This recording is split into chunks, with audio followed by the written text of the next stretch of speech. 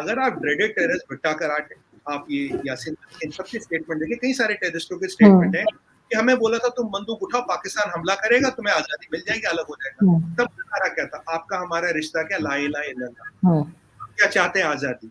आप मुझे बताइए, अगर कश्मीरी पंडितों, कश्मीरी हिंदू जगह छोड़, ये जो वहां का लीडिंग न्यूज पेपर है, अगर उसमें इश्तिहार आ रहा, आरजू जी इश्तिहार, फुल पेज एड, हर जगह उसके पोस्टर लग रहे, तो ये कोई मानेगा कि एक दिन में हुआ? कोई ये कहेगा, कोई ये कहेगा इंटेलिजेंस फेलियर है? ना सब गवर्नमेंट को पता था, ना कोई इंटेलिजेंस फेलियर था, सब कुछ हो रहा था। और तब राइट टाइम पे फारूक अब्दुल्ला साहब निकल गए लंदन, ठीक है। 3-4 दिन तक जब ये मेन, जब इसका वो कहते हैं ना, क्या एक इंग्लिश में वर्ड होता है डिसीजन डे या एक्शन डे, जो डायरेक्ट एक्शन डे था, उस दिन कोई सरकार ही नहीं थी। 3-4 दिन तक कोई सरकार थी नहीं। सबने गया, सबने ये होने दिया, जबकि इंडियन आर्मी वहां थी, सीआरपीएफ वहां थी। सीआरपीएफ को जम्मू में लाया गया, अगर चाहते तो ये रोक सकते थे, नहीं रोका गया। मैं थोड़ा सा बताना चाह रही थी कि मैंने मूवी देखी है और आई होप कि आपने भी देखी होगी। बहुत जबरदस्त फिल्म है, लेकिन वही है कि जो मैंने कहा कि थोड़ा सा जहाँ पे वायलेंस था या टॉर्चर था, तो वो क्योंकि मुझसे बिल्कुल नहीं देखा जाता, तो इसलिए मैंने वो थोड़ा सा आगे कर दिया। जहाँ पे बात हो रही थी वो जरूर मैंने देखा है सारा। आप क्या कहेंगे किसके, इसका मैंने ये भी सुना था कई तरह के जो है वो ऑब्जेक्शंस भी इंडिया की तरफ से भी आ रहे हैं। पाकिस्तान में तो खैर फिल्में आती नहीं आजकल इंडियन, लेकिन वहां पे क्या रिएक्शन है इंडिया में? देखिए आरजू जी, सबसे पहले तो धन्यवाद शो पे बुलाने के लिए। आज आपने जो इशू उठाया है ना, मैं बताऊं, ये एक बहुत बड़ा इशू है। ये सोशो इकोनॉमिक पॉलिटिकल जितने भी हमारे यहाँ वर्ड्स होते हैं अंग्रेजी में, आप उनको सबको मिलाए, उतना बड़ा इशू है ये। क्योंकि ये जो है, ये पिक्चर नहीं है आरजू जी। सबसे पहले एक चीज क्लैरिफाई करना चाहूंगा, it is pictorial depiction of facts, it is not a. इसमें जो भी कैरेक्टर आप हैं वो काल्पनिक नहीं है, they are not imaginary in nature, these all characters are real life. और अग्निहोत्री जी ने खुद बोला कि जो मैंने दिखाया है वो दैट इज ओनली 2%, क्योंकि भाई 2-3 घंटे में कितना दिखाऊं। अब वो कह रहे थे मैं एक वेब सीरीज लाऊंगा जिसमें और कुछ दिखाऊंगा। आरजू जी, मैंने पिछले इतने सालों में इंडिया में ऐसी चीज आते हुए देखी नहीं जिसका कनेक्ट कश्मीर से कन्याकुमारी तक हो, यहाँ आसाम की वादियों से लेकर गुजरात के रेगिस्तान तक हो। ऐसी चीज मैंने देखी नहीं है। नहीं तो पहले क्या होता था भाई, एक प्रांत का मसला, स्टेट का मसला, तो मतलब है, मतलब एक बहुत बड़ी कंट्री है तो कनेक्ट नहीं होता। इस पिक्चर में ऐसा कनेक्ट है और लोगों में बहुत गुस्सा है, लोगों में बहुत आक्रोश। ये है, गुस्सा इस करके है कि आपने हमसे 32 साल तक छुपा के क्यों रखा? अगर ऐसी त्रसदी, ऐसा जेनोसाइड हुआ तो इसको छुपाया क्यों गया?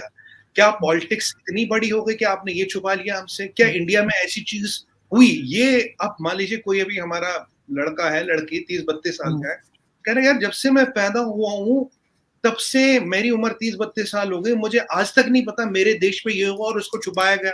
अब बताया क्या किया? देखिए, जब ये 1990 में हुआ तो तब इंटरनेट था नहीं, आप जानते हैं इंटरनेट था नहीं ना इंडिया में, पाकिस्तान कहीं नहीं था, मीडिया था नहीं, स्मार्टफोन था नहीं, केबल टीवी नहीं था, सैटेलाइट टीवी नहीं था। तो दूरदर्शन के चैनल आते थे और 2-4-10 न्यूज़पेपर आते थे, जो उनमें आ गया वही आ गया, जितना आ गया उतना ही आ गया। अब लोगों ने सुना, हाँ ये ऐसा कुछ हुआ, किसने कोई कहानी सुनी, इट वॉज ऑल हेजी, मतलब एक हेजी था। हाँ मैंने ऐसा सुना, मैंने कुछ ऐसा देखा है, हाँ कोई मुझे कुछ कह रहा था। बट आज जो ये चीज सामने आई है, और जैसे मैंने बोला, it is pictorial representation of facts. इसमें कोई इमेजिनरी कैरेक्टर नहीं है। जो गिरिजा टिक्कू आपने देखी होगी पिक्चर में, या जक्सन गंजू देखे होंगे, या सतीश टिक्कू देखा होगा, ये जितने भी करवंदा मैस्कर देखा होगा, ma'am it is 100% true, it is can be validated. आज की आरजू जी, आज की हकीकत ये है, ये जो इस पिक्चर को विरोध कर रहे हैं ना, इसका क्यों कर रहे हैं? आज उनके पांव के नीचे से जमीन हिल गई है, उनकी असलियत सामने। अगर असलियत भी क्या है वो भी बताऊंगा आपको मैं। उनकी असलियत सामने आ गई है। पिक्चर का जो विरोध कर रहे थे, उनके पांव के नीचे से जमीन, भाई ये सच सामने कैसे आ गया? ये विवेक अग्निहोत्री में इतनी हिम्मत कहां से आ गई? इतना कहां से ये लाया जो ये इतनी बड़ी पिक्चर लाया? आज मैं बोलूंगा शिंडलर्स लिस्ट और कश्मीर फाइल्स आर पैरेलल। मैं ही नहीं बोलूंगा ऊपर है कोई ज्यादा, दे आर पैरेलल। अगर शिंडलर्स लिस्ट एक वर्ल्ड मास्टरपीस है, Kashmir files is equally a masterpiece. उस स्टैचर की पिक्चर बनाना और एडमिस ऑल विरोध or opposition, Vivek Agnihotri has done a brilliant job. और कनेक्ट क्यों है? क्योंकि ये सारे कैरेक्टर रियल लाइफ है, ये रियल लाइफ की घटना है, इसमें कुछ इमेजिनेशन नहीं है। अब आप देखिए, ये पिक्चर के बैकग्राउंड में जाते हैं, तब ये मीडिया था नहीं, लोगों को कुछ पता था नहीं। अब जब चीजें पता लग रही है तो लोगों की रूह कांप रही है, मतलब दिमाग फट रहा है।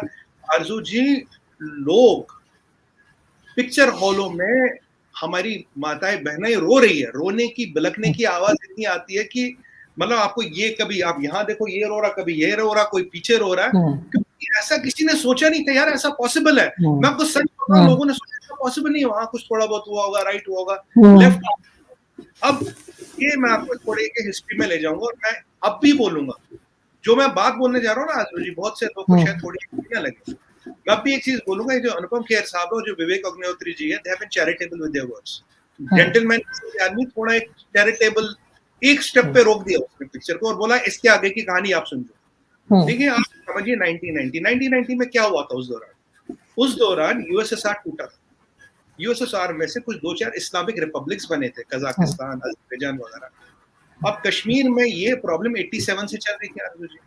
87 में गवर्नर थे जगमोहन साहब, वो राजीव गांधी को चिट्ठियां लिखते रहे, भाई ऐसा हो रहा है, ट्रेनिंग हो रही है, ये हो रहा। उन्होंने कहा कुछ नहीं, उन्होंने फारूक अब्दुल्ला को फोन करके कहा सब यहाँ सब ठीक है, ठंड पाओ, थोड़ी गल, मैंने कुछ देखिया ही नहीं, वो चल रहा था, मैंने तो कुछ देखा ही नहीं।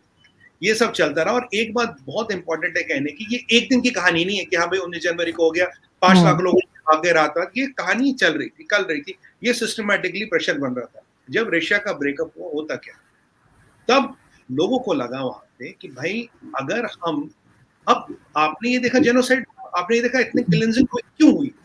मैं अपने नेशनल टीवी पे भी हर चैनल पे एक ही क्वेश्चन पूछा मैंने, ये क्यों हुई, ये सबको पता। आपने जे विवेक जी ने इसको पिक्टोरियली दिखाया, आपको दर्द हुआ, आपको आई, आनी भी चाहिए, ठीक है, पर ये हुआ क्यों आरजू जी। तब उन्हें लगा भाई अगर, मैं आपको डायरेक्ट बोलूं, आप और आप जानते हैं कि देखिए मैं टीआरपी कुछ नहीं बोलता, मैं टीआरपी बैंड मास्टर नहीं हूं, मैं फैक्ट्स, फिगर्स और डाटा के आधार पर जो भी बात करता हूं, यही मेरा रिपोर्ट है, आई लिव विद दैट।